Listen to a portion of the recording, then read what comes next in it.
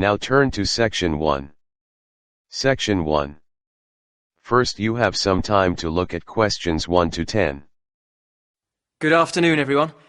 Today I am going to tell you about the research I have been conducting into the history of soap. While you may be able to find some information on the origins of soap, it is not a substance which has excited a great deal of study so far.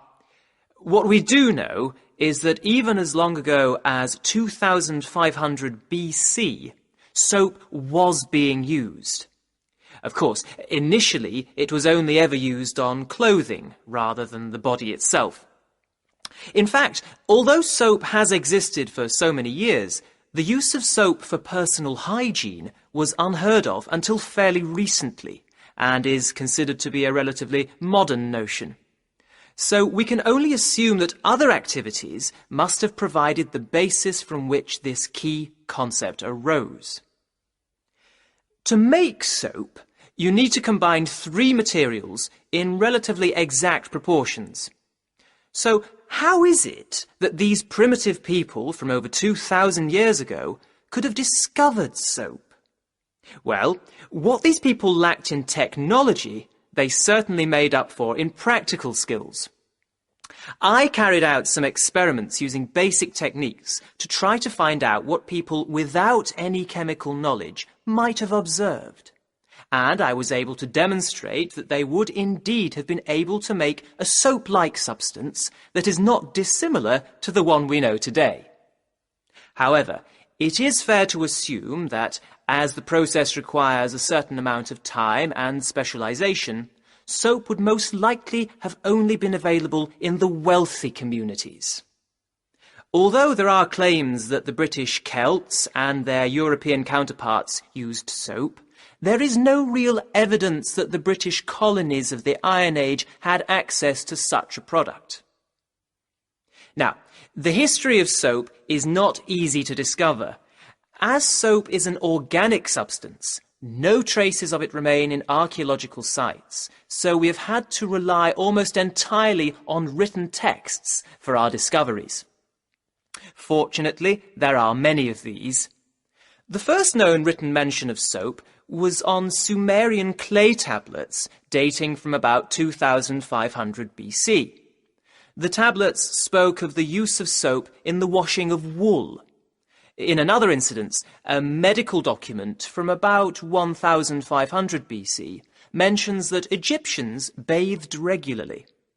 It also describes how they made soap by combining alkaline salts and oil which they extracted from vegetables. We also know that the Romans used a mixture of earth, soda, and wine to clean their clothes and pots. For the Romans, bathing was not just a matter of hygiene. It was a form of relaxation, a social activity. The bather moved from room to room, getting progressively hotter, until they reached a steamy room where dirt was sweated out and scraped away with a metal blade. The Romans used scented bath oils, but these were used to moisturize the skin rather than to cleanse it, and there is no evidence that they used soap in this way. This is not to say that the Romans did not have soap. During the excavation of Pompeii, a city that was buried under the eruption of Mount Vesuvius in 79 AD, an entire soap factory was revealed, showing that they did in fact have access to soap, but that they simply did not use it for personal hygiene. Now turn to Section 2.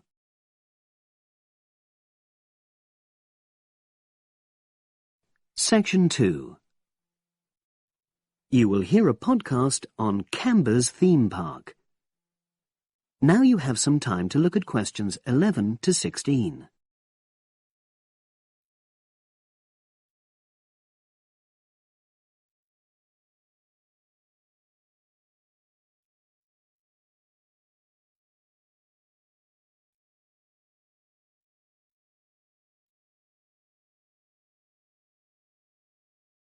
Now listen and answer questions 11 to 16. Welcome to Camber's Park podcast. In the next few minutes, I'll tell you a little about the park and the amazing things we have to offer. We like to think that Camber's offers more than other theme parks. Like them, we have a variety of exciting rides for people of all ages, but Camber's also places strong emphasis on the educational experience for its visitors. Not boring facts, but lots of interactive exhibits. Although it's mainly an outdoor experience, we do have some indoor activities if the weather gets too dreadful. The park's got a lovely, well-established feel, set in 80 acres of beautiful countryside, about 3 miles south of the tourist resort of Dulchester. The park was set up in 1997 by the Camber family, but then taken over by new owners in 2004, who have maintained the original vision of the Cambers.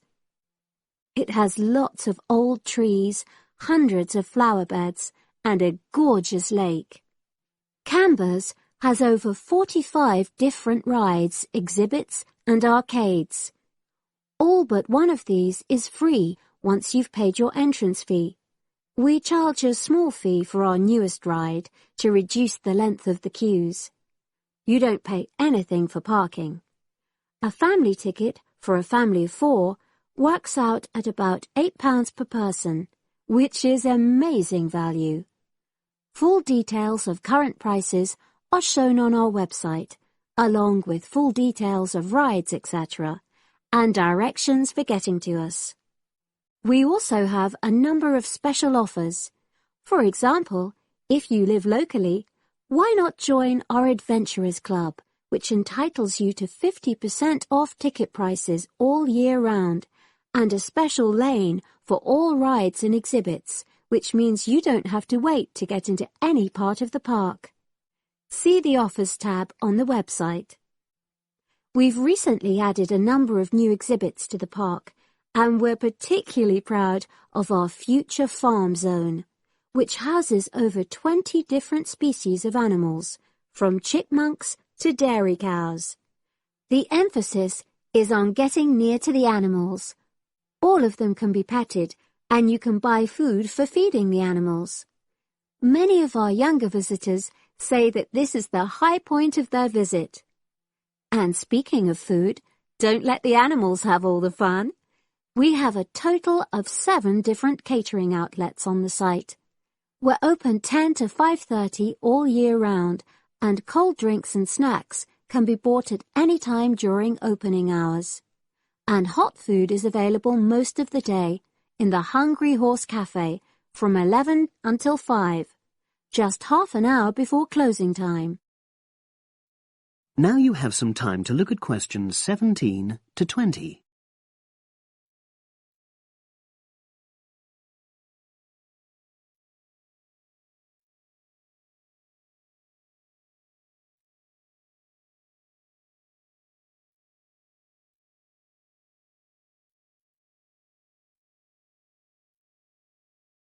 Now listen and answer questions 17 to 20. Now we want all our visitors to have an exciting time when they come to the park, but our first priority must be safety. Parents and guardians know their children's behavior and capabilities, but here at the park we have set certain conditions for each of the rides to ensure that all visitors get the maximum enjoyment out of the experience and feel secure at all times. There are 4 major rides at the park. Our newest ride is the River Adventure, which is designed to reproduce the experience of whitewater rafting. No amount of protective clothing would make any difference, so only go on this ride if you're prepared to get wet. Children under 8 can go on this ride, but all under 16s must have an adult with them. Not all of our rides are designed for thrills and spills. Our Jungle Gym roller coaster is a gentler version of the classic Loop-the-Loop, specially created for whole family enjoyment, from the smallest children to elderly grandparents, suitable for all levels of disability and health conditions. Carriages have comfortable seating for up to 8 people with safety belts for each passenger, which must be worn at all times. Sit back and enjoy the scenery. One of the best established and most popular of Camber's rides is the massive swoop slide. Whiz down the polished vertical slide 9 meters in height and scream to your heart's content. There are no age or height restrictions. Be careful though, you must have on long trousers so you won't get any speed burns.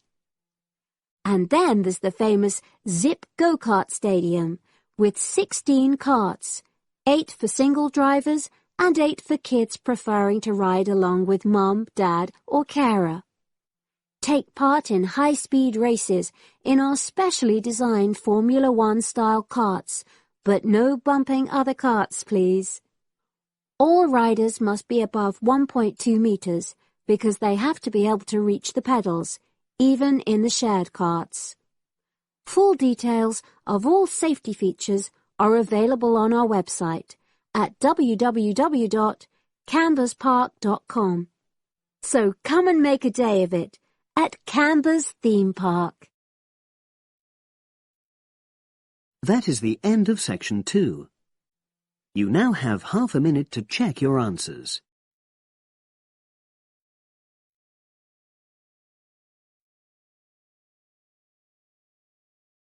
Listening section 3. You will hear a conversation between 2 people who are about to share a project at work. Look at questions 21 to 30.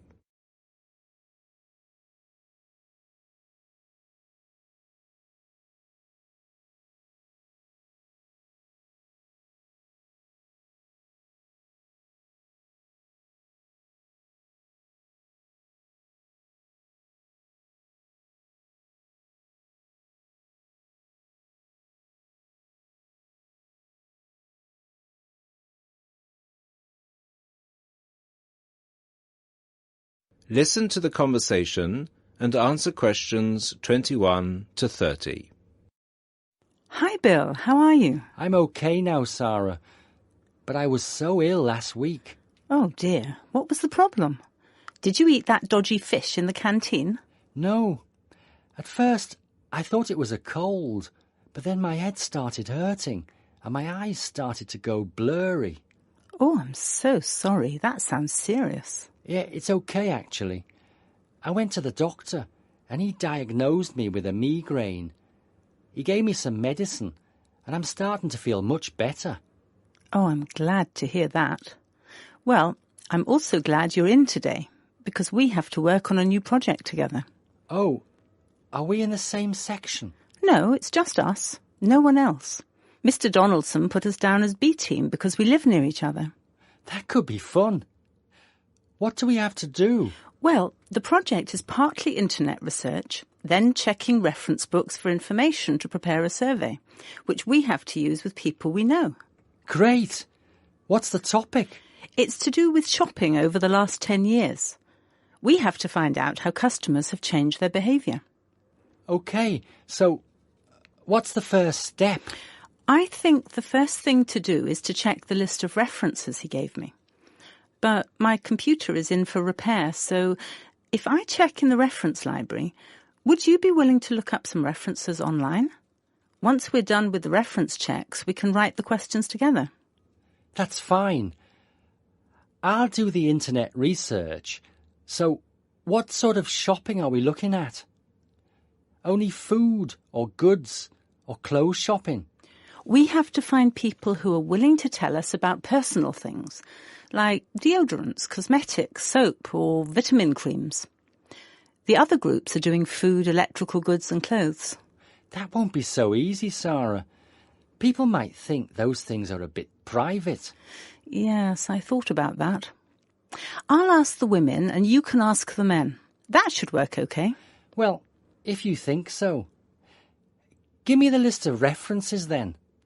Sorry, I left them in my other bag at Joseph's house. I'll get them for you tomorrow. OK. Well then, this afternoon, I think I'll catch up on the notes from last week. Can you help me, or are you busy? I've made you a copy of my notes already to save you time. Here you are. Wow, thanks, Sarah. That's so thoughtful. Well, since there's nothing for us to do right now, shall we go for lunch? Well, actually, I'll have to catch you later. I have to go to a meeting this afternoon. Can I phone you tonight to arrange when to meet? No, sorry. I have a date. Can we meet in the laboratory for the first class tomorrow? I'm not sure because I have to go to the library to collect some books. What about meeting there at lunchtime? Do you mean in the lab? Yes. OK. See you in the laboratory tomorrow at noon then. Sounds like we have a lot of work to do.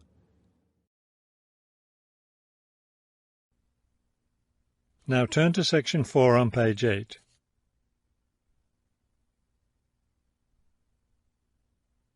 Section 4. You will hear a lecture about wind energy. First, you have some time to look at questions 31 to 33. Now listen carefully and answer questions 31 to 33. With the rising cost of fossil fuels, there's a great deal of interest these days in developing alternative sources of energy. Today, I'd like to talk about one of these, wind power. In the past couple of decades, there's been an upsurge of interest in using the wind as a source of energy, but the idea isn't new at all. People have been harnessing the power of the wind for centuries, ever since ancient peoples first used sailboats. In ancient China, farmers used a rudimentary sort of windmill to pump water. Wind power was used in other parts of the ancient world as well. In Persia, for example, farmers used wind-powered mills to grind their grain. During the Middle Ages, in the Netherlands, people went back to the ancient idea of using the power of the wind to move water. They used windmills to drain lakes, thereby creating more land for farming. Before you hear the rest of the talk, you have some time to look at questions 34 to 40 on page 9. Now listen carefully and answer questions 34 to 40. At present, people around the world are using the wind to generate electricity, some old methods, some new. Is this the solution to our modern energy problems? Well, as with anything, there are both advantages and disadvantages to using wind power. Let's take a look at some of the reasons to use wind power. One of the biggest problems with using fuels, such as oil and coal, is pollution. Wind power, on the other hand, is clean. It causes no pollution and therefore doesn't contribute to global warming. Another great advantage of wind power is that it's a renewable resource. Oil and coal reserves are limited, but will never run out of wind. Economics is another reason to use wind power. Using the wind to generate electricity costs less, much less, than running other types of generators. In addition, since wind turbines don't take up much land, the land around them can be used for other purposes, such as farming. There are disadvantages, however. Even though generating electricity with wind is relatively inexpensive, the technology isn't cheap. The initial costs of setting up wind turbines can be quite high. Another issue is reliability. Wind doesn't blow at a constant strength. Therefore, at times, a lot of electricity can be produced, while at others there may be little or none. Wind turbines usually have to be located in rural areas where the land is open. Their distance from cities, where the most electricity is needed, is another issue. Although wind is considered to be a clean source of energy, wind turbines cause their own sort of pollution. Wind turbines are usually placed in high, open areas where they're easy to be seen. Rural residents often feel that the beautiful local scenery is spoiled by the sight of the wind turbines. In addition, wind turbines aren't quiet. In fact, one wind turbine can produce as much noise as a car traveling at highway speeds. That is the end of section 4. You now have half a minute to check your answers. you.